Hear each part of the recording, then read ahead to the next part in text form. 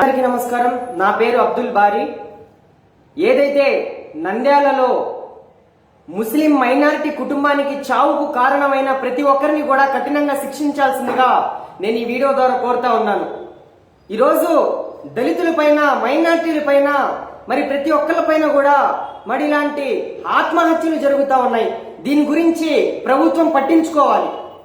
అలాగే ఈరోజు మైనారిటీల పైన మరి దారుణంగా ఆయన సెల్ఫీ వీడియో తీసుకొని వాళ్ళ కుటుంబంతో సహా చనిపోవడం అనేది ఎంతో బాధాకరమైన విషయం. నేను మైనారిటీ ప్రతి ఒక్కరికి నేను తెలియజేస్తున్నది ఒకటే, మనం ఒక మైనారిటీ అయ్యుండి ఒక మైనారిటీ కుటుంబం మరి ఆ విధంగా సెల్ఫీ తీసుకుని చనిపోవడం అనేది ఎంతో బాధాకరం. అలాగే ఆంధ్ర భారతదేశంలో ముస్లిం మైనారిటీలు తలదించుకునే విధంగా ఈరోజు జరిగింది.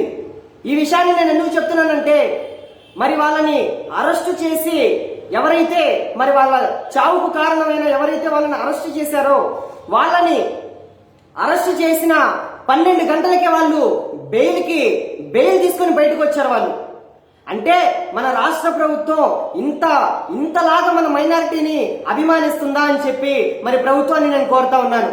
ఈరోజు రాష్ట్ర ప్రభుత్వం 151 సీట్లతో ఈరోజు వైఎస్ఆర్సీపీ గెలిచిందంటే దానికి ముఖ్య కారణం మా మైనారిటీలని చెప్పి నేను గర్వంగా చెప్పుకోగలుగుతాను. మరి వైఎస్ఆర్సీపీలో మరి నాయకులు ఉన్నారు, మైనారిటీ నాయకులు ఉన్నారు. వీళ్ళంతా ఏం చేస్తా ఉన్నారు అంటే, మీ పదవుల కోసం, మీ ఆస్తులు కాపాడుకోవడం కోసమేనా మీరు పదవుల్లో ఉన్నది?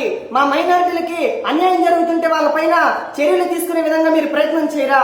వాళ్ళకి కఠినమైన చర్య తీసుకోవాలి, శిక్ష పడాలి. ఒక్క మైనారిటీయే కాదు, ఎస్టీ, బీసీ మైనారిటీల కుటుంబాల మీద ఎవరైతే హత్యాచారాలకి సంబంధించి ఉంటారో వాళ్ళందరి మీద కూడా మీరు కఠినమైన చర్యలు తీసుకోవాలని చెప్పి గవర్నమెంట్ వారిని కోరుతా ఉన్నాము.